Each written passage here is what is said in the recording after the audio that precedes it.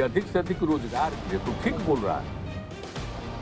मुख्यमंत्री का ये कहना ठीक है, उसके लिए पूरा का पूरा प्रयास किया जाए। 10 लाख नौकरी का क्या होगा, तो वो कहते हुए नजर आते हैं कि देखिए अभी तो हम मुख्यमंत्री नहीं बने।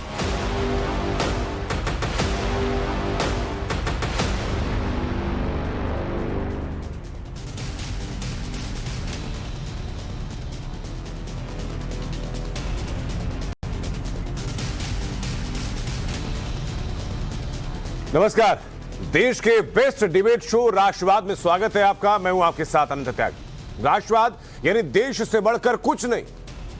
और आज राष्ट्रवाद में बात होगी बिहार में रोजगार पर छिड़ी जंग की। क्या बिहार में रोजगारों के और बेरोजगारों के दिन बदलने वाला? क्या बिहार में बेरोजगारों के लिए रोजगार की बहार आने वाली? यह सवाल इसलिए पूछा जा रहा है क्योंकि बिहार में नीतीश कुमार यानी 8.0 यानी नीतीश कुमार के 8वीं बार शपथ लेने के बाद सरकार में उनके डिप्टी सीएम तेजस्वी यादव को नौकरी के वायदों पर सवाल पूछे जाने लगे। 2020 के विधानसभा चुनाव में जब तेजस्वी यादव नीतीश कुमार के विरोध में थे, तभी उन्होंने वादा किया था कि सरकार बनने पर वो 10 लाख लोगों को नौकरी देंगे। अब जब वो डिप्टी सीएम तो 10 लाख नौकरी की चर्चा की जा रही है। विपक्ष इस वक्त तेजस्वी यादव से सवाल पूछ रहा है। दरअसल तेजस्वी यादव से एक इंटरव्यू में 10 लाख नौकरी पर सवाल किया गया।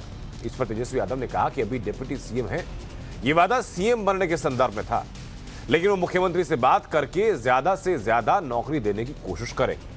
केंद्रीय मंत्री गिरिराज सिंह ने तेजस्वी यादव के इंटरव्यू का वो वीडियो ट्वीट किया और अपने वायदे से मुकरने का आरोप लगा दिया। गिरिराज सिंह ने लिखा कि 10 लाख रोजगार देने का जो हमने वादा किया था वो हम मुख्यमंत्री बनने पर पूरा करेंगे, अभी तो हम उप मुख्यमंत्री। इसके बाद तेजस्वी यादव ने गिरिराज सिंह को ट्वीट का जवाब दिया और तेजस्वी ने लिखा कि श्रीमान जी इतना बेशर्म मत बनिए। 1 फीट लंबी चोटी रखने से कोई ज्ञानी नहीं बन जाता जैसे आप रखते। आप लोगों की इन चिरकुट हरकतों पर एडिटेड वीडियोस और सड़क छाप बयानों की बदौलत ही बीजेपी की ये दुर्दशा है। इन बेचारों का बिहार में कोई चेहरा ही नहीं। बाकी इस पूरे वीडियो को सुनकर आप खुशी मनाइए। गिरिराज सिंह ने अब इस जवाब का एक और जवाब दिया और लिखा कि चारा चोर का बेटा महात्मा नहीं बनेगा, वो फिर से चिड़ियाघर से मिट्टी चुराकर उनके मॉल में इस्तेमाल करेगा। फिर पलटू चाचा नीतीश कुमार भ्रष्टाचार के आरोप में पूरे लालू परिवार को बर्खास्त कर देंगे। गिरिराज सिंह ने एक और ट्वीट किया और लिखा कि बिहार के सेक्युलर सरकार के शीर्ष नेताओं ने हिंदू प्रतीक चिन्ह टीका और शिखा पर हमले करने शुरू कर दिए। इस विवाद से पहले टाइम्स ऑफ नवभारत ने तेजस्वी यादव से 10 लाख लोगों की नौकरी पर सवाल किया था। क्या कहा तेजस्वी ने, सुनाते हैं। मुख्यमंत्री बनते ही पहला अगर मेरा कलम चलेगा, सुनो नौजवानों सुनो, पहला कैबिनेट मीटिंग में, पहला मंत्रिमंडल की बैठक में मेरा पहला कलम चलेगा तो एक साथ देश के इतिहास में पहली बार 10 लाख नौजवानों को सरकारी नौकरी। एक तरफ तेजस्वी यादव और गिरिराज सिंह में जुबानी जंग छिड़ी है तो दूसरी तरफ दिल्ली से बीजेपी ने तेजस्वी यादव पर हमला बोला। बीजेपी प्रवक्ताओं की तरफ से कहा जा रहा है कि पहले नौकरी देने का वादा करते थे, अब कह रहे हैं कि सीएम बनेंगे तो नौकरी देंगे। बिहार के तेजस्वी यादव जी का एक साक्षात्कार है, उसका वीडियो है जिसमें उनसे 10 लाख नौकरी के विषय में 2020 में उन्होंने कहा था कि हम आएंगे तो 10 लाख नौकरी देंगे। जब उनसे 2-3 दिन पहले पूछा गया कि अब तो आप आ गए हैं तो 10 लाख नौकरी का क्या होगा, तो वो कहते हुए नजर आते हैं कि देखिए अभी तो हम मुख्यमंत्री नहीं बने, हमने कहा था कि हम मुख्यमंत्री बनेंगे तब नौकरी देंगे। मुख्यमंत्री नीतीश कुमार ने यह भी कहा कि रोजगार के मुद्दे पर उप मुख्यमंत्री जो बोल रहे हैं वो सही है, ज्यादा से ज्यादा लोगों को रोजगार देने की कोशिश करेंगे।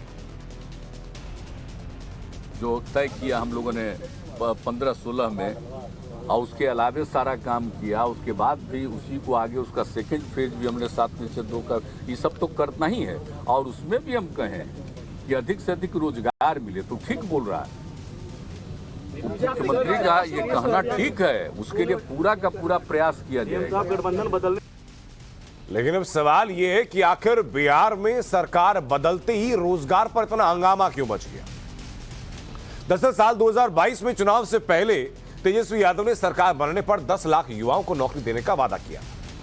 तेजस्वी यादव ने आरजेडी के घोषणा पत्र में कहा था कि 15 साल के एनडीए शासन में रिक्त पद पड़े हुए 4.5 लाख पद भरने के साथ साथ 5.5 लाख स्थायी पदों का सृजन करके कुल 10 लाख स्थायी नौकरी की समयबद्ध बहाली की प्रक्रिया पहली कैबिनेट में पहले दस्तखत के साथ शुरू हो जाए।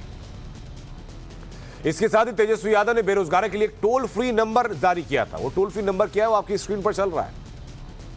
और बेरोजगार युवकों से www.बेरोजगारीहटाओ.co.in पर अपना रजिस्ट्रेशन कराने के लिए कहा था। 2020 में जब आरजेडी सरकार नहीं आई तो विधानसभा में तेजस्वी यादव ने अलग अलग विभागों में खाली पदों का पूरा आंकड़ा पेश किया। तेजस्वी यादव ने नौकरियों का खाका पेश करते हुए बताया कि बिहार में 4.5 लाख पद पहले से खाली हैं। तेजस्वी यादव ने जो आंकड़ा पेश किया उसके मुताबिक 2020 तक स्वास्थ्य विभाग में 2.5 लाख, पुलिस विभाग में 50,000 से ज्यादा, शिक्षा विभाग में 3 लाख से ज्यादा, पथ निर्माण, जल संसाधन और अन्य विभाग में 75,000, लिपिका चपरासी अन्य विभाग में 2 लाख और कुल मिलाकर 8,75,000 नौकरी खाली। ये पद खाली। ये तो सदन के अंदर का तेजस्वी यादव का आंकड़ा हो गया। अब आपको बिहार के अंदर के आंकड़े दिखा देते हैं। बिहार में बेरोजगारी दर का प्रतिशत क्या है? 18%। देश में कौन से नंबर पर बिहार आता है? चौथे नंबर पर। 2022 में बिहार का जीडीपी कितना था? 2.37 लाख करोड़ रुपए।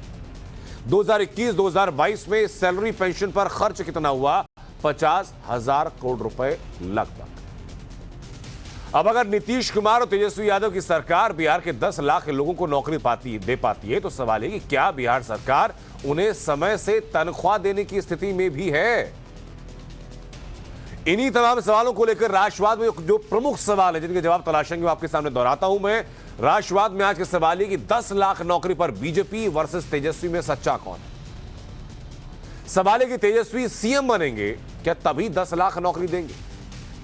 सवाल है कि तेजस्वी के डिप्टी सीएम रहते बेरोजगारों को कितनी नौकरी मिलेगी? और सवाल ये कि सरकार से पहले और अब सरकार बनने के बाद कितना बदलाव हुआ? इन्हीं सवालों का जवाब तलाशने के लिए जो खास मेहमान हमारे साथ हैं उनका परिचय आपसे कराते हैं। संजय टाइगर हमारे साथ हैं, प्रवक्ता हैं बीजेपी से।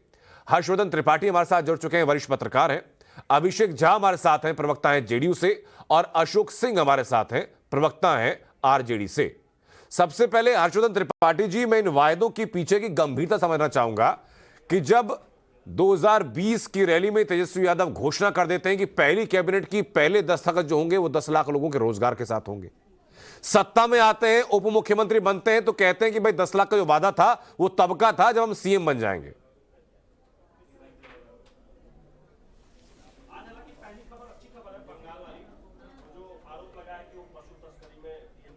हर्षवर्धन जी, आप तक आवाज पहुंच रही है मेरी? जी जी जी बिल्कुल जी। आवाज आ रही है। और मुझे लगता है कि तेजस्वी यादव जी जो चुनावी रैली में कह गए थे, हम लोग उसको जब असल में धरातल में देखने की कोशिश करते हैं तो यहीं पे सारी गड़बड़ हो जाती है। बिहार में कुल सरकारी नौकरी में लोग हैं 3 लाख से कुछ ज्यादा, कुल पेंशन पाने वाले लोग भी 3.5 लाख से कुछ ज्यादा। और उन्होंने ऐलान कर दिया रैली में कि 10 लाख से ज्यादा लोगों को सरकारी नौकरियां देंगे। अब ये किसी को भी समझ में आएगा कि ये पूरी तरह से झूठा हवाई वादा दावा है, लेकिन राजनीति में तो जाने कौन कौन से वादे किए जाते हैं और इस बात का एहसास खुद तेजस्वी यादव को भी है। इसीलिए उन्होंने इंटरव्यूज में कह दिया कि भाई अभी तो हम मुख्यमंत्री नहीं बने। बाद में उसको उन्होंने ठीक किया कि अच्छा हम मुख्यमंत्री जी से बात करके ज्यादा से ज्यादा लोगों को नौकरियां दिलाएंगे जी। लेकिन सवाल यह कि जिस राज्य का कुल बजट 2.25 लाख करोड़ का है, वो 2.25 लाख करोड़ रुपए अतिरिक्त कहां से लेकर आ जाएगा, इसकी भी कोई तैयारी है, कोई योजना है, कुछ है क्या? उस मोर्चे पर अगर इतना कुछ होता तो नीतीश जी कुछ तो किए होते, कहीं तो जाकर किसी जगह पर होते। मुझे लगता है कि एक तरह से कहें तो बुरी तरह से आज के दौर में जो ये टीवी की बाइट होती है उसने तेजस्वी यादव को बुरी तरह से फंसा दिया है। जो दावे का एक हवाई महल बनाया जाता है उसमें वो बुरी तरह से घिर गए हैं। लोग कह रहे हैं कि सर, जो लोग उन्हें पढ़ाते हैं मीडिया के सामने बात करने के लिए, वो सही तरीके से या तो पढ़ा नहीं पाए या उनका पढ़ाया हुआ तेजस्वी सही तरीके से समझ नहीं पाए और इसलिए ऐसा बोल गए। लेकिन इसका एक परसेप्शन और निकलता है और मैं चाहूंगा कि इस मामले में अशोक सिंह जवाब दें। अशोक सिंह के माना जाए कि जो मुख्यमंत्री बनने की कसक है वो तेजस्वी के अंदर है, अभी वो कसक जा नहीं पा रही, इसलिए येन केन प्रकार जब भी कुछ बोलते हैं तो मुख्यमंत्री पद की बात उनके मुंह से निकल ही आ रही है।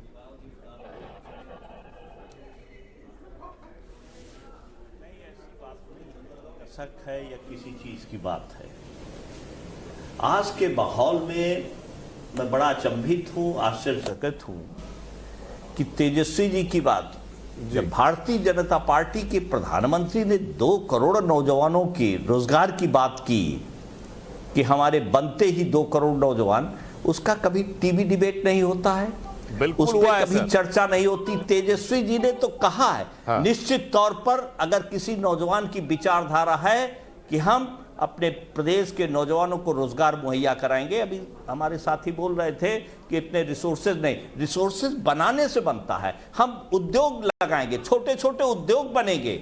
जब बिहार सरकार उद्योगों में लगाएगी तो रोजगार के साधन खुलते हैं। अब नीतीश जी और तेजस्वी जी का जो 30 सेकंड जोड़ दीजिएगा हुआ है उससे नए बिहार की विचारधारा खड़ी होगी और इससे रोजगारों का अशोक जी, थोड़ा सा मैं संशोधन करना चाहता हूं। मेरे ख्याल से मुगालते में आप हैं, उस जो कहा तेजस्वी यादव ने वो आप सही तरीके से समझ नहीं पाए। अशोक जी, तेजस्वी ने ये नहीं कहा था कि मैं प्राइवेट नौकरी पैदा कर दूंगा, उन्होंने ये कहा था कि 10 लाख लोगों को सरकारी नौकरी दे देंगे। उन्हीं के आंकड़ों में 8,75,000 की जो नौकरियां हैं उन्होंने कहा कि अभी हैं और बाकी जो पद हैं वो हम सृजित कर देंगे। प्लांट, ये प्लांट, तमाम चीजें लगाने का विचार था, तमाम सरकारी उद्योग लगाने का विचार है। रिसोर्सेज उस प्रदेश को बनाने पड़ेंगे तब रोजगार का मुहैया होता है। अच्छा, 10 लाख छोड़िए सर, दोनों लोग मिलकर मैं आप ही से समझना चाहूंगा, उसके बाद में छोटी सी टिप्पणी के लिए जाऊंगा हर्षवर्धन जी के पास। लेकिन उससे पहले इंपॉर्टेंट ये है कि आपका रोड मैप समझ लें। 10 लाख की बात बाद में करेंगे, पहला 1 लाख जो रोजगार का सृजन होगा उसके लिए कौन से उद्योग आप कहां सेटल करने जा रहे हैं, ब्लूप्रिंट क्या है? अभी तीसरा दिन है, तीसरे दिन आप डिबेट शुरू कर दिए। 2 करोड़ नौजवानों की बात क्यों नहीं कर रहे हैं? अशोक जी, मैं देखिए इस बात के लिए आप बिल्कुल जिम्मेदार नहीं कि लोगों को तीसरे दिन नौकरी नहीं मिली, ऐसा नहीं होता। डिबेट क्यों नहीं शुरू हो ये जाती है? प्रैक्टिकली पॉसिबल नहीं है, हम लोग समझते हैं अशोक जी। हतोत्साहित करने की बात नहीं, बिल्कुल नहीं सर, बिल्कुल नहीं। सब्र मेरी जो मंशा अशोक सिंह जी है, तौर पर रोड मैप तैयार होगा, मंत्रिमंडल बनने दीजिए, विश्वास मत प्राप्त होने एक सेकंड अशोक जी, अशोक जी देखिए, मेरी कोई मंशा आपको हतोत्साहित करने की नहीं है। अगर जो सत्तासीन लोग हैं वो चाहते हैं कि लोगों को रोजगार मिले तो बेहतर सोच है। मेरी मंशा सिर्फ ये जानने की है सर कि तीसरे दिन रोजगार तो नहीं दे सकते, ये बात सब लोग जानते हैं। मेरी मंशा सिर्फ ये जानने की है कि ब्लूप्रिंट क्या है, किस रास्ते पर आप आगे जाएंगे, वो तो सोच लिया होगा ना। अगर उनको पहली कैबिनेट में साइन करना है तेजस्वी यादव को, तो ब्लूप्रिंट उनके दिमाग में होगा ना सर। तमाम विभागों में नौकरियां खाली पड़ी हैं, भरी नहीं गई हैं, उन्हीं का ब्लूप्रिंट पहले तैयार किया जाएगा। उद्योग सृजित करने से सर विभागों की खाली नौकरी पर आप आ गए।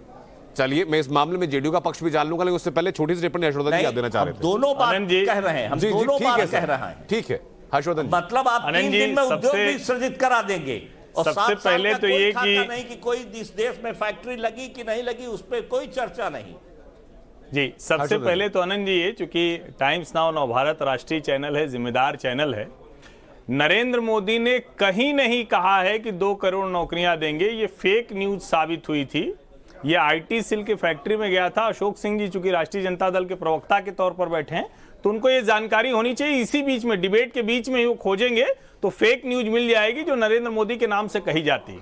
लेकिन इतना मैं जरूर कहूंगा कि हाँ, इस देश में ज्यादा से ज्यादा नौकरियां होनी चाहिए। मोदी सरकार की तो नीति है कि वो धीरे धीरे बिजनेस से बाहर होंगे, और मोदी सरकार के पहले डॉक्टर मनमोहन सिंह के समय में भी सरकारी नौकरियां लगातार घटी क्योंकि आपको रोजगार के अवसर पैदा करने हैं। लेकिन यह डिबेट तेजस्वी यादव ने शुरू की कि हम 10 लाख लोगों को नौकरियां देंगे, तो जब बिहार जैसा राज्य जो हर पैमाने पर नीचे है, बिहार जैसा राज्य जहां सरकारी नौकरी छोड़िए निजी रोजगार के अवसर भी नहीं है, उद्योग धंधे नहीं है, वहां पर इस तरह के हवा महल बनाने की, नौजवानों को एक तरह से कहें कि आप भटकाने की बात करते हैं कि नहीं हम 10 लाख नौकरियां देंगे, और जब सरकार में आते हैं तो कहते हैं कि अभी ब्लूप्रिंट तैयार नहीं है। तो जब तैयार नहीं तो किस आधार पर इस तरह से बोल दिया और अभी भी उसी तरह की बात कर रहे हैं? बात ठीक है सर। अभिषेक झा मुझे बताइए जरा कि ये जो अब कहा जा रहा है कि भाई सरकारी नौकरियों में इतने खाली पद हैं, तेजस्वी यादव आएंगे, आ चुके हैं, अब क्रांति लाएंगे, सरकारी पदों को भरा जाएगा, तो सर आप तो अब तक सरकार में रहे हैं, क्या हुआ, क्यों नहीं भर पाए? आनंद जी, पहले तो जो सिनेरियो है उसको समझने की बेहद आवश्यकता है। हम लोग चुनाव लड़े थे एनडीए की कुंबे से, की तरफ से 19 लाख रोजगार का वादा किया गया था, रोजगार सृजन करने का वादा किया गया था, बाद में उसको कैबिनेट के प्रस्ताव में 20 लाख कर दिया। तेजस्वी यादव जी महागठबंधन, नहीं, मैं आपकी बात समझ नहीं पाया, दोबारा जरा दोहराइए अपनी बात सर आप जरा। जी, मैं सिनेरियो समझने की जरूरत है जी। हम लोग एनडीए के कुंबे से चुनाव लड़े थे और एनडीए की तरफ से वादा किया गया था कि 19 लाख रोजगार के अवसर सृजित किए जाएंगे जिसमें सरकारी नौकरियां मिलेंगी। बाद में कैबिनेट में इस प्रस्ताव को पारित किया गया और 19 लाख से बढ़ाकर इसको 20 लाख कर दिया गया। तेजस्वी यादव जी महागठबंधन के मुख्यमंत्री पद के उम्मीदवार थे, उन्होंने कहा था कि 10 लाख नौकरियां वो देंगे अगर मुख्यमंत्री बनते हैं। आरजेडी के लोग बेहतर उनको डिफेंड कर सकते हैं, उनकी बातों को बता सकते हैं, लेकिन वर्तमान परिदृश्य में ऐसा है कि सरकार की प्राथमिकता में है कि सरकार ने जो वादा किया था। नहीं अभिषेक देखिए एक सेकंड सुनिए सर, शब्दों को गोल गोल घुमाते हैं, सीधी स्ट्रेट फॉरवर्ड बात करते हैं। सर मुझे खाली ये बता दीजिए कि आपके आज के जो मुख्यमंत्री हैं जिनकी पार्टी के साथ गठबंधन में आप हैं, वो ये वादा कर रहे हैं कि भाई 8,75,000 तो पद ऐसे हैं जो कि सरकारी पद खाली पड़े हुए हैं, वो पहले उन्हीं को भरेंगे। यही बात अशोक सिंह भी कह रहे हैं। आप बताइए कि आपने अब तक क्यों नहीं भर दिए, लोगों को उनके हक से आपने क्यों वंचित रखा? आप ऐसा समझिए कि हर प्रदेश का एक बजटीय प्रावधान, हाँ, और बजटीय प्रावधान के आधार पर जो पद हैं वो सृजित किए जाते हैं और उसके बाद उन पदों पर बहाली हो। तो लगातार इस दिशा में कार्य हो रहे हैं।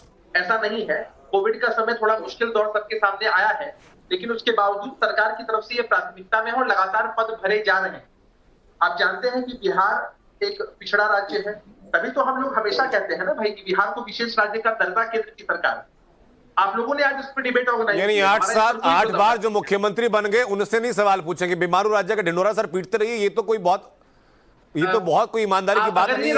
अच्छा एक बात बताइए कि आप ही के घर परिवार में अगर कोई कमजोर है, पढ़ने लिखने में बेहतर नहीं है, तो उसको सुविधाओं की जरूरत ज्यादा। अरे सर लालू यादव और नीतीश कुमार थोड़ी ना कमजोर लोग हैं। अरे आप 15 साल आरजेडी जेडीयू की सरकार रही, वहां पर तो जिम्मेदार कौन है? बिहार का आज की तारीख में बीमारू राज्य है। तो नहीं, आप ऐसे समझिए, सुन तो लीजिए मेरी बात को, अगर आपने मुझे बुलाया है तो सुन तो लीजिए। जब से झारखंड का बंटवारा बिहार से हुआ है, तब से जो खनिज संपदा है, माइंस है, बहुत सारी चीजें हैं जिनसे एक बड़ी मात्रा में रेवेन्यू कलेक्ट होता था बिहार में, वो भी बिहार से अलग हो चुका है। तो बिहार के पास जितने सीमित संसाधन है, उन सीमित संसाधनों में बिहार को बढ़ना है।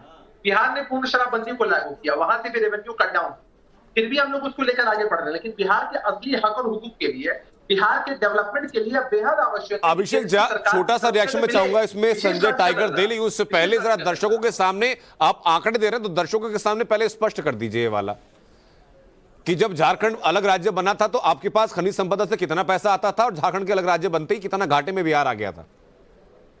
जी आप सवाल मुझसे है? जी अभिषेक जी।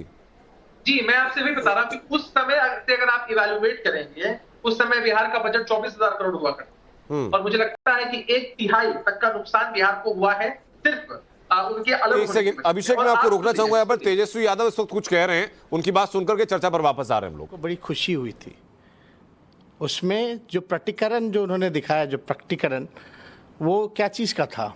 वो एक रिश्ता का था, वो एक प्यार का था, वो एक अनुभव का था। तो हमें तो बड़ी खुशी हुई। दूसरा वाक्य, एक बार उन्होंने कहा, जब हम खड़े होकर के कुछ कह रहे थे तो उन्होंने कहा बाबू बैठ जाओ। बाबू किसको कहा जाता है? अपनों को कहा जाता है। तो और मेरे लिए वो प्यार था और आदेश भी था। हम चुपचाप बैठ भी गए थे। तो ये तो हम लोग समाजवादी लोग हैं, लेकिन जब देश पे खतरा हो, संविधान पे खतरा हो, लोकतंत्र पे खतरा हो, तो हम लोग इससे समझौता नहीं कर सकते। और क्या हो रहा था? बीजेपी पूरे देश में क्या कर रही थी? ईडी सीबीआई का दुरुपयोग करके जिसको जो डरते हैं उसको डरा रही थी, और जो बिक रहे थे उसको खरीद रही थी। महाराष्ट्र में क्या हुआ, झारखंड में क्या हो रहा था, इससे पहले मध्य प्रदेश में क्या हुआ, कहाँ इन लोगों ने छोड़ा है। यही काम करते रहते हैं भाई साहब ये लोग। मेरा सवाल राष्ट्रीय मुद्दों से जुड़ा हुआ है। आप जब विपक्ष में थे और नीतीश जी सरकार में थे, तब आप चर्चा पर वापस लौट रहे हैं संजय टाइगर साहब। अगर आप तक मेरी आवाज पहुंच रही है तो यह सवाल आपके लिए भी है। सत्ता के सहभागी तो आप भी रहे। आज की तारीख में तेजस्वी यादव ये दावा कर रहे हैं कि आते ही हम 10 लाख रोजगार दे देंगे और लगभग 8.25 लाख रोजगार तो अभी उपलब्ध हैं सरकारी विभागों में, उनको भरा जाएगा। आप क्यों नहीं कर पाए सर? देखिए, तेजस्वी यादव जी को पता था कि हमको सत्ता में आना नहीं है, तो वादा करने में क्या हर्ज है। न नौमन तेल होगा, न राधा नाचेगी। लेकिन नीतीश जी ने ऐसी करवट ली कि सत्ता उनके हाथ में आ गई। नौमन तेल भी हो गया, राधा नाच भी गई और बीजेपी बौखला भी गई। हाँ, बिल्कुल बिल्कुल। और जब वो अब पलटी मार रहे हैं कि मैं मुख्यमंत्री बनूंगा, तब तो मुख्यमंत्री तो असली आप ही हैं। नीतीश जी तो मुखौटा है, मुख्यमंत्री तो तेजस्वी हैं, क्योंकि ताकत उनके पास है और सत्ता वही चलाएंगे। ये तो बहादुर शाह जफर बन गए, जो अंतिम मुगल शासक था और सत्ता की बागडोर ईस्ट इंडिया कंपनी के हाथों में थी। कठपुतली की तरह नाचेंगे। तो अब तो तेजस्वी को कहना चाहिए कि हम वायदा पूरा करेंगे। देखिए, बिना आकलन के, बिना अंदाजा का, बिना कुछ समझे हुए कुछ भी बोल देना, और कितना वो ज्ञान रखते हैं सबको पता है। उन्होंने असेसमेंट कराया कि नहीं कराया, कितना जगह है, अगर उन लोगों को नौकरी देंगे तो उस पर कितना वित्तीय बोझ पड़ेगा। हम लोगों ने कहा था, हम एनडीए में थे तो हम लोगों ने कहा था कि 20 लाख लोगों को रोजगार देंगे, सरकारी नौकरी नहीं, उसमें सरकारी नौकरी भी शामिल था। तो अब तो हम सत्ता में है नहीं। अब तो तेजस्वी जी और नीतीश जी ये पूरा करें वायदे को। हमारी शुभकामना है ये सरकार मिलजुल कर चलाएं, बाकी दिन एक साथ रह पाए और बिहार की जनता से जो वायदा किया था उस वायदा को पूरा करें। लेकिन मुझे नहीं लगता। टाइगर साहब, सवाल तो आपसे ये है सर, टाइगर साहब सवाल तो आपसे ये है कि अगर तेजस्वी यादव के पास ये आंकड़े हैं कि सरकार के बिहार में किस सरकारी विभाग में कितने रिक्त पद हैं, तो ये आपकी गठबंधन की सरकार के पास ये आंकड़े नहीं थे, ऐसा पब्लिक नहीं मानेगी, कोई भी नहीं मानेगा सर। और अगर ये आंकड़े हैं सही तो आपने रोजगार क्यों नहीं दिया? अपनी सरकार में उन बेरोजगारों को आपने उनके हक से वंचित क्यों रखा? नहीं, जब देखिए हम लोग जब सरकार में थे तो आकलन किया गया था स्वास्थ्य विभाग में कई महकमों का, और उसकी प्रक्रिया शुरू होने वाली थी। लेकिन अब अचानक सत्ता बदल गई है, अब हम तो उसमें भागीदार हैं नहीं। हमने जो वायदा किया था उसको 5 साल में पूरा करते, क्योंकि हम सरकार में साझीदार थे, सरकार में भागीदार थे जी। और बीजेपी तो वो कहती है वो करती है, हमारा यूएसपी है। अच्छा ठीक है संजय टाइगर साहब, मैं अभिषेक झा के पास जाऊं उससे पहले हर्षवर्धन त्रिपाठी जी मुझे जरा बताइए कि ये मजाक नहीं तो और क्या है। 12-15 साल बीजेपी नीतीश कुमार के साथ रही, आज सरकार जाने के बाद बीजेपी के प्रवक्ता ये कह रहे हैं कि भाई प्रक्रिया हम शुरू करने वाले थे। देखिए अनंत जी, ये दिखाता है कि दरअसल बिहार में सरकार की स्थिति क्या है। भारतीय जनता पार्टी नीतीश कुमार के साथ अभी 3 दिन पहले तक सत्ता में थी, और जो बिहार में रोजगार की स्थिति है, उद्योग धंधों की स्थिति है, वो किसी से छिपी नहीं है, बहुत खराब है। और शुरुआती वर्षों को छोड़ दें, जिसको हम 2010 तक कह लें, तब तक तो नीतीश कुमार ने जो लालू जी का जो जंगल राज कहा जा सकता था, जो कानून व्यवस्था की स्थिति खराब थी, जो सड़कें खराब थी, जो बिजली थी, उस सब पे नीतीश जी ने बहुत काम किया। लेकिन उसके बाद नीतीश कुमार को यह समझ में आ गया कि वो काम से मुख्यमंत्री की कुर्सी पर नहीं रहने वाले। भारतीय जनता पार्टी और राष्ट्रीय जनता दल को यह डर है कि कहीं दूसरा सत्ता में ना आ जाए, इसलिए वो नीतीश जी को मुख्यमंत्री बनाए रखेंगे। और इस वजह से बिहार के लोगों के हक की बात तो हुई ही नहीं। सच बात यह है कि अगर नीतीश जी को यह लगता है कि बिहार का हक होना चाहिए, बिहार का भला होना चाहिए, बिहार के नौजवानों की बात होनी चाहिए, और तेजस्वी यादव कह रहे हैं कि हम 10 लाख सरकारी नौकरियां दे सकते हैं, नीतीश जी भारतीय जनता पार्टी के साथ थे, वो नहीं दे पाए, तो उनको तो कहना चाहिए कि तेजस्वी यादव को मुख्यमंत्री बना दीजिए। इतना अगर आपके सामने बहुत स्पष्ट एक नेता है जो कह रहा है कि हम 10 लाख नौकरियां देंगे, और नीतीश जी कह रहे हैं कि भाई हमारा बजट नहीं था, जो सच भी है। जो जनता दल यूनाइटेड के जो प्रवक्ता बैठे हुए इस बहस में, उन्होंने भी ये कहा कि एक बजटीय प्रावधान होता है।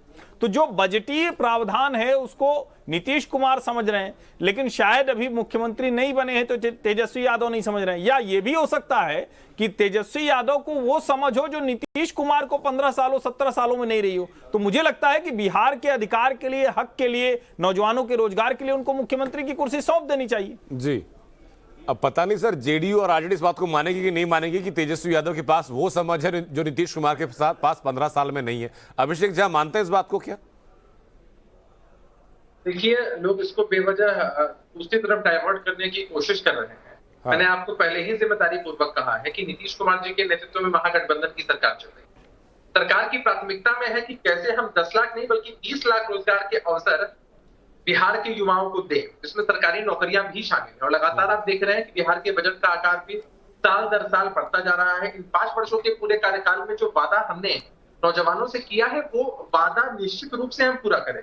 और अभिषेक झा देखिए, अब ये सर ये जो ऊपरी बातें हैं, जो बातें हैं, लोगों को सुनने में बहुत अच्छे लगते हैं। अनंत जी, मैं आ रहा हूं हर्षवर्धन जी आपके पास। बस छोटा सा सवाल मैं अभिषेक जी से ले लूं। मुझे बताइए सर, ये कैसी प्राथमिकताएं हैं कि 15-17 साल आप सत्ता के मजे ले लेते हैं और आपकी प्राथमिकताएं नहीं पूरी हो रही सर? अब मैं आपको जानकारी वश बता दूं कि लगभग पूरे अपने कार्यकाल में 6.5 लाख से ज्यादा स्थायी नौकरियां नीतीश कुमार जी के कार्यकाल में दी गई। कितने साल? और ये बातें हमने हमेशा कही। कितने साल? मैं बता रहा हूँ, लगभग 15 सालों से ऊपर का कार्यकाल है और उसमें 6.5 लाख से ऊपर स्थायी नौकरियां हम दे चुके हैं। और बाकी नौकरियों के लिए लगातार बजटीय प्रावधान हो रहा है। बजट के आकार को बढ़ाया जा रहा है, रोजगार के अवसर प्रस्तुत किए जा रहे हैं। देखिए, बिहार जिस स्थिति में था उस स्थिति से बिहार को बाहर निकाल के आधारभूत संरचनाओं का, पुल पुलिया, सड़क, बिजली, पानी की स्थिति अच्छी की गई है।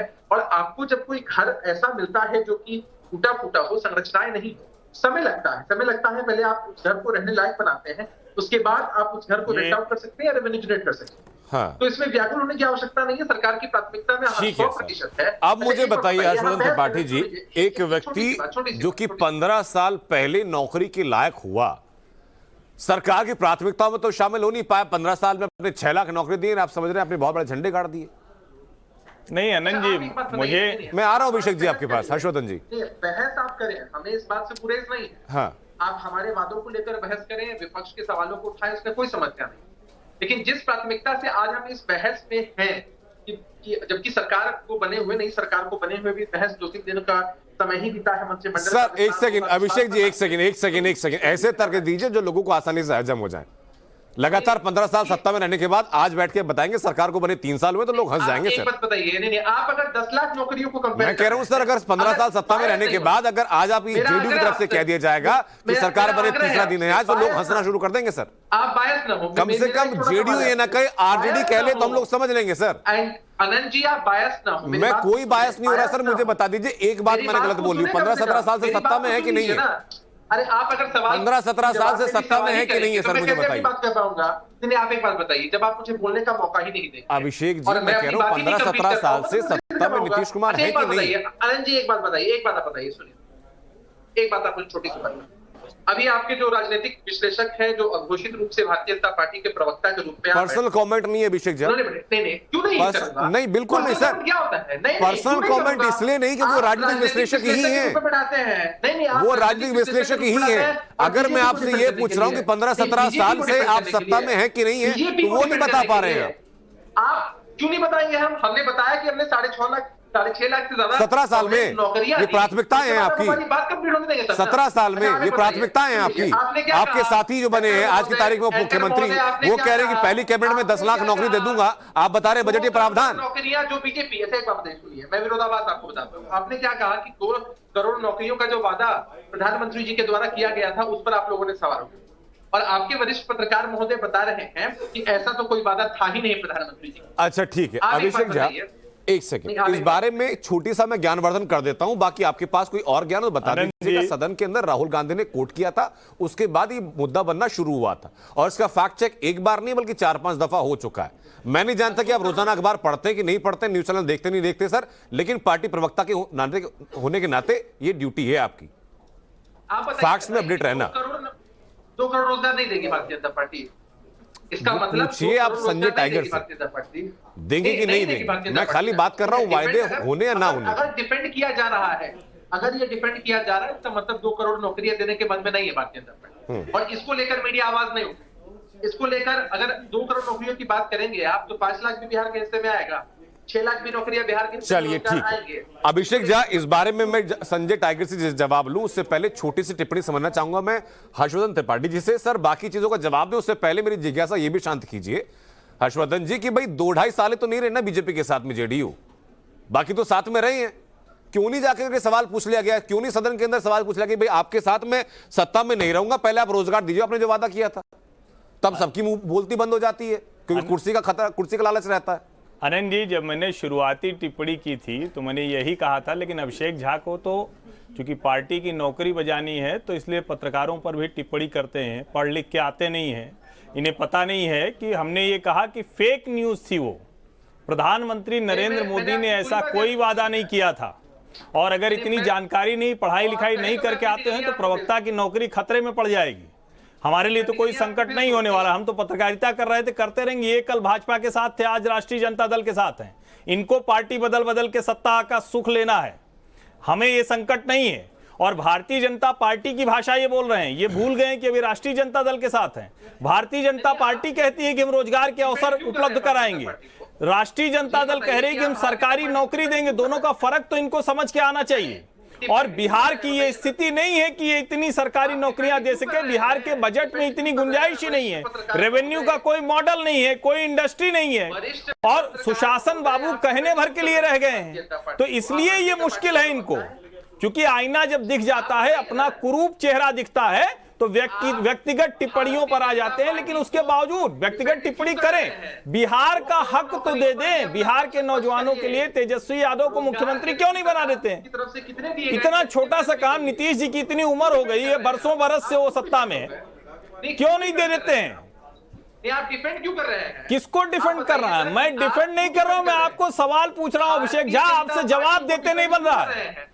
आपसे जवाब देते नहीं बन रहा है कि तेजस्वी यादव को मुख्यमंत्री क्यों नहीं बना दे रहे हैं। और इन्होंने और कहा, हर्षवर्धन जी, इन्होंने आनंद जी, एक लाइन बस, एक लाइन, इन्होंने कहा कि हमको ऐसा मिला था बिहार कि उसको सुधारने में समय लगता है। ये कह रहे हैं लालू जी की राज में बर्बादी हुई थी, हम नहीं संभाल पाए अभी तक, और इसीलिए फिर से तेजस्वी जी के साथ चले गए। ये इनकी स्थिति है। इसी से आप समझ लीजिए कि जनता दल यूनाइटेड की राजनीति ये है, यही जनता दल यूनाइटेड की राजनीति है। आपकी केंद्र की सरकार की विफलताओं पर क्या प्रतिक्रिया है?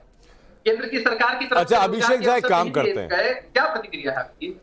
हाँ आनंद जी, ये स्थिति है, बिहार को बर्बाद किया और बर्बादी का ठीकरा सब लालू जी के मत्थे, और अब फिर से साथ गए तो इनको सारा चीजें, इनकी भाषा तक नहीं समझ में भागी। ये मैं सोच रहा हूं, एक सेकंड अभिषेक झा, रोजगार के अवसर देंगे, बात आप रखिए, अशोक सिंह की बात नहीं दे पा रहे हैं, नहीं कर सकते। लेकिन मैं तो ये सोच रहा हूं सर, 2 बातें मैं सोच रहा हूं। पहली बात तो ये कि अभी तक 90 के दशक की शुरुआत से लेकर के 2005 के काल को ये लोग जंगल राज कहते आए हैं।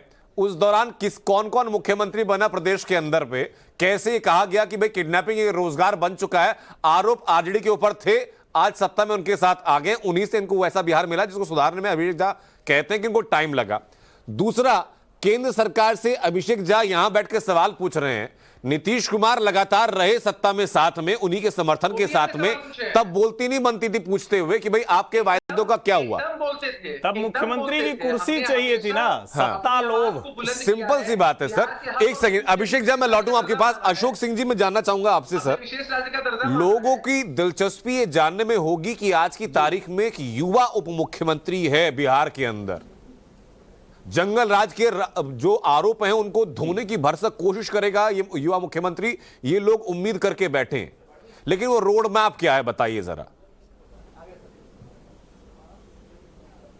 निश्चित तौर अभी 1 दिन हुआ है, सिर्फ 1 दिन हुआ है शपथ लिए। ठीक बात है सर, समय दीजिए, समर्थन हो जाए, मंत्रिमंडल का गठन हो जाए, विश्वास मत हो जाए, आपको रोड मैप भी मिलेगा। अगर जो बिहार का विश्वास है इस युवा मुख्यमंत्री से, तो उस विश्वास में ये खरा उतरेगा व्यक्तित्व जी।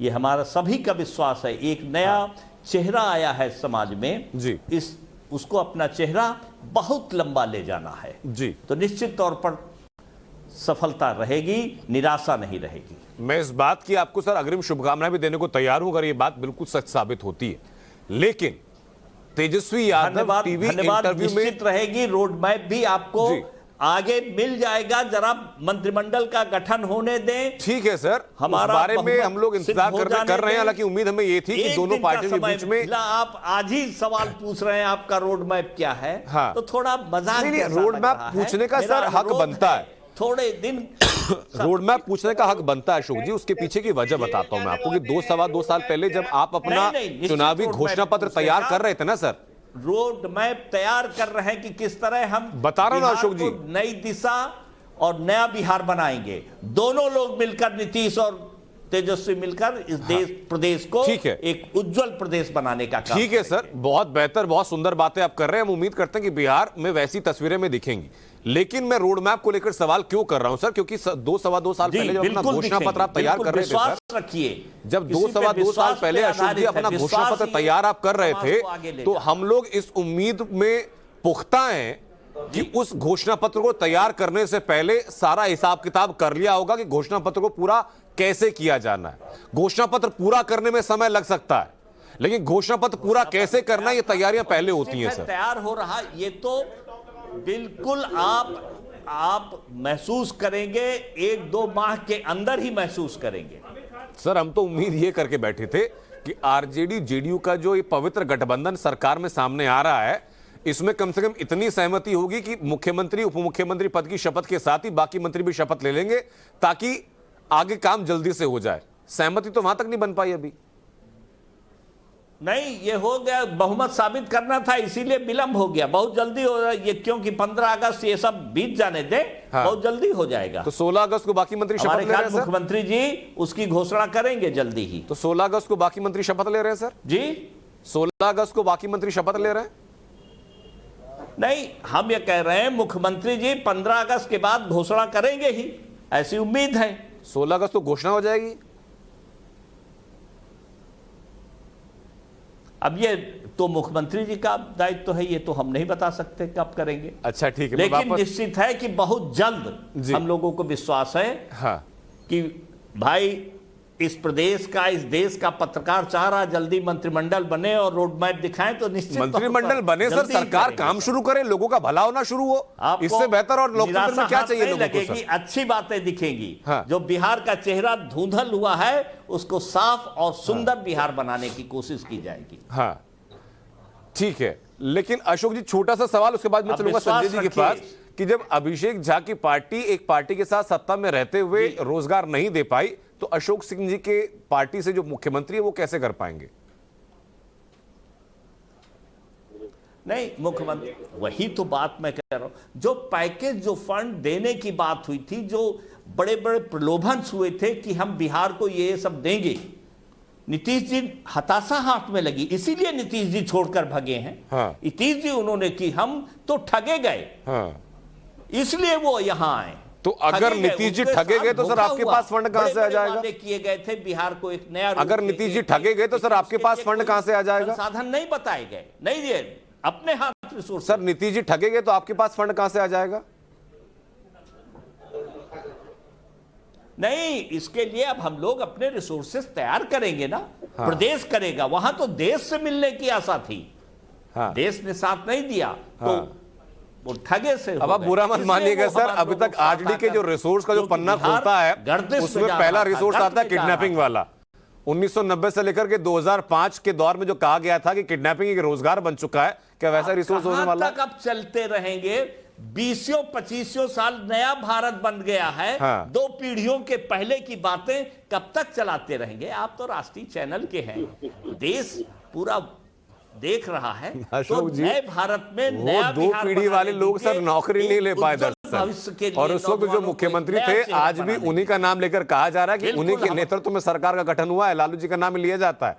लेकिन संजय टाइगर जी, मेरा सवाल ये है सर कि अगर आज की तारीख में अशोक सिंह जी कह रहे हैं कि भाई ये नया भारत है, तो नए भारत में उम्मीद करें कि इस गठबंधन के बाद नया बिहार भी देखेंगे हम?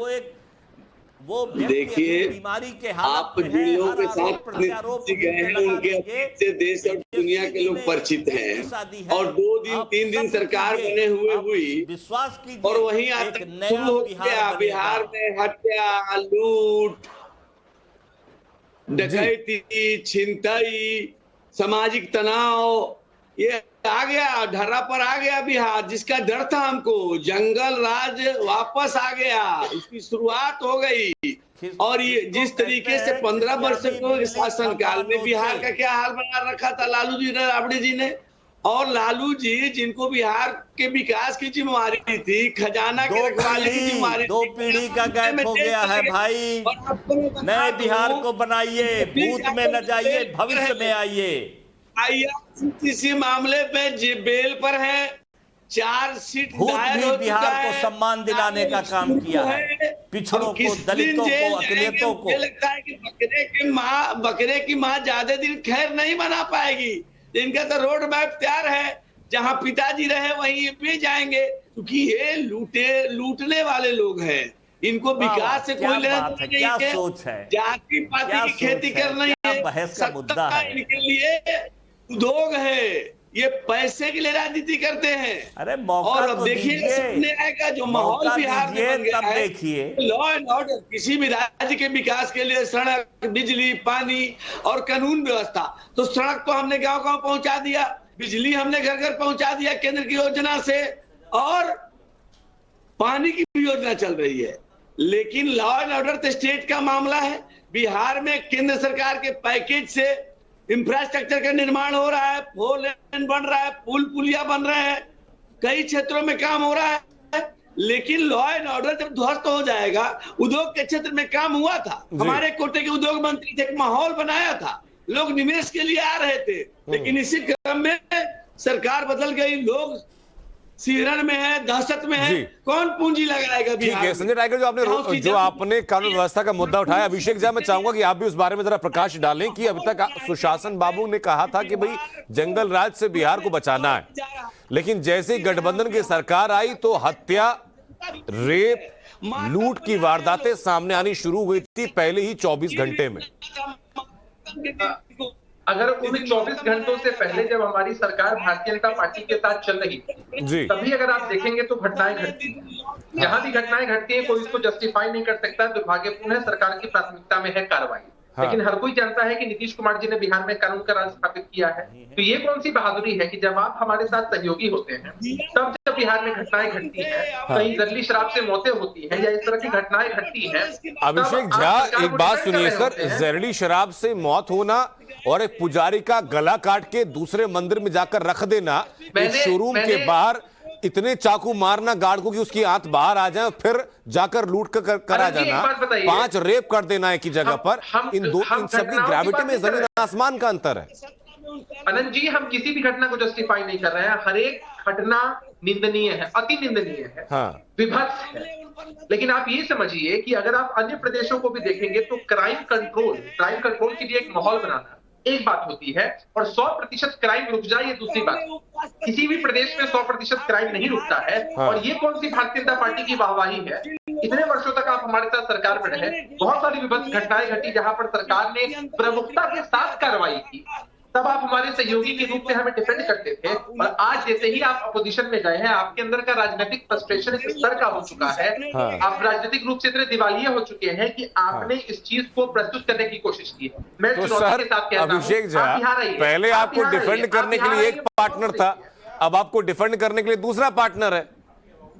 आप बिहार अगर माहौल देखिए ना रंज जी, आप अपने लोगों को बिहार में भेजिए, माहौल देखिए, और माहौल में आप परिवर्तन देखिए। सर बिहार में अपने लोगों को यहाँ से भेजने के लिए हमें 10 दफा सोचना पड़ेगा, क्योंकि शपथ ग्रहण समारोह के आसपास में पत्रकारों के साथ जो हरकतें हुई हैं आपके कार्यकर्ताओं के द्वारा, सहम गए हैं लोग।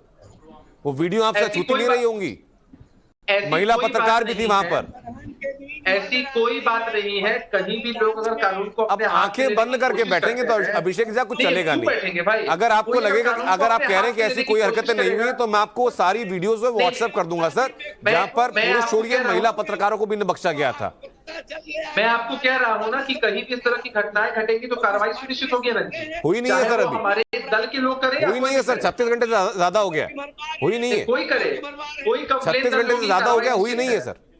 नहीं, कोई कंप्लेंट दर्ज होगी, कार्रवाई सुनिश्चित है, कंप्लेंट पर कार्रवाई होगी, इसमें कहीं दो राय नहीं। अच्छा ठीक है, तो हर्षवर्धन त्रिपाठी जी, मैं एक सेकंड, संजय टाइगर साहब मैं आपके पास में आ रहा हूं सर, मैं आपके पास में आ रहा हूं। पहले छोटी सी टिप्पणी हर्षवर्धन त्रिपाठी जी। सर पहली बात तो हम ये मान के चलें कि जिस पार्टी के पास पुलिस डिपार्टमेंट रहता रहा है पिछली सरकार में भी, इस सरकार में भी जेडीयू के पास में, वो ये मानकर चल रही है सर कि हमारा गठबंधन चाहे बीजेपी के साथ हो चाहे आरजेडी के साथ हो, घटनाएं होती थी, घटनाएं हो रही है, कोई नई बात नहीं है। और दूसरी बात यह कि अगर कुछ भी विपक्ष घटनाएं हो जाएं, जब तक कंप्लेंट नहीं होगी सू मोटो कॉग्निजेंस पुलिस नहीं लेगी क्या? देखिए नंद जी, सबसे पहले तो मैं ये कह दूं कि ये कोई कानून व्यवस्था बिहार में अभी तुरंत नहीं खराब हो गई। ये आरोप ये अगर लग रहा है तो ये बिल्कुल मैं इसको नहीं मानता हूं। लंबे समय से नीतीश कुमार और भाजपा की साथ में सरकार थी, तब से ही कानून व्यवस्था बिगड़ गई। 2015 के बाद जब से कानून व्यवस्था खराब हुई है, जो लालू जी और नीतीश जी एक साथ मिलकर चुनाव लड़े थे, वो कानून व्यवस्था ठीक नहीं हो पाई है। और गृह मंत्रालय मुख्यमंत्री नीतीश कुमार के ही पास है। एक से एक घटनाक्रम हुए हैं। जनता दल यूनाइटेड के नेताओं ने किस किस तरह की गिरफ्तारियां हुई हैं, वो लोगों को भूल गया क्या? कितने बड़े बड़े घोटाले सामने आए, वो लोगों को भूल गया क्या? मैं यही कह रहा हूं कि बिहार की जनता का हित वो मारा जा रहा है, चाहे नीतीश जी भाजपा के साथ मुख्यमंत्री रहे या नीतीश जी लालू जी के साथ, अब तो तेजस्वी जी के साथ। लालू जी तो खैर उनका आरोप दोषी हैं, वो तो खैर राजनीति में कैसे होंगे, चाहे तेजस्वी जी के साथ हो। कुल मिलाकर सरकार नीतीश जी की है, मुख्यमंत्री नीतीश कुमार हैं, और ढेर सारी घटनाएं उनके कार्यकाल में ऐसी हुई जो सवाल खड़ा करती है। जी ठीक है, मेरे पास वक्त कम बचा सर, लेकिन एक और सवाल है जो तेजस्वी यादव ने पूछा, और संजय टाइगर जी बताइएगा जरा आप उस बारे में। तेजस्वी यादव कह रहे हैं कि बिहार में बीजेपी का चेहरा बचा कौन है? क्या कह रहे हैं कि सर बिहार में बीजेपी के पास चेहरा है कौन? दो चेहरे थे, सुशील मोदी का चेहरा और दूसरा चेहरा था नित्यानंद राय का चेहरा। प्रदेश में 17 के चुनाव के पहले कौन चेहरा था? छत्तीसगढ़ में जब रमन सिंह पहली मुख्यमंत्री बने थे, उनको चेहरा नहीं बनाया था हमने। तो ये तो हमारे रणनीति का हिस्सा है, जहाँ चेहरा बनाना होता है चेहरा बनाते हैं। और ये कोई परिवारवादी वंशवादी पार्टी नहीं है कि परिवार ही में चेहरा होगा, परिवार ही से राष्ट्रीय अध्यक्ष होगा, परिवार ही से विधानसभा में प्रतिपक्ष का नेता होगा, परिवार ही से विधान परिषद में प्रतिपक्ष का नेता होगा, परिवार का ही राज्यसभा जाएगा। ये परिवार की पार्टी नहीं है, कार्यकर्ताओं की पार्टी है। और हमारे एक एक कार्यकर्ताओं में नेतृत्व की क्षमता, यही तो हमारी ताकत है। हम एक विचार, तो वो चेहरा संजय टाइगर हो सकता है, मान के चले हम, ये संभावनाएं हैं सर। भारतीय जनता पार्टी में यही तो खूबी है कि हमने एक चाय बेचने वाले व्यक्ति को देश पर का प्रधानमंत्री आज बिहार की बातें करते हैं ना संजय सर, संजय जी बिहार की बातें करते हैं ना, वो चेहरा संजय टाइगर भी हो सकता है, उम्मीद करके चले हम, संभावना है इस बात की। भारतीय जनता पार्टी स्वयं अपने आप में एक चेहरा है, कमल हमारा चेहरा है, हमारी विचारधारा है, हमारे एक एक कार्यकर्ता चेहरा है। अच्छा, महत्वाकांक्षा है सर आपके अंदर? नहीं सवाल देखिए, मैं तो कह रहा हूं कि हमारी पार्टी जो है एक ऐसी पार्टी है जो कार्यकर्ताओं की पार्टी है। अच्छा ठीक है सर, सामान्य ठीक है सर, वक्त की बाध्यता के चलते मुझे चर्चा को विराम देना होगा। बहरहाल बहुत बहुत शुक्रिया संजय जी, अभिषेक झा, अशोक सिंह और हर्षवर्धन त्रिपाठी जी आपका हम तो जुड़ने के लिए, चर्चा को सार्थक बनाने के लिए।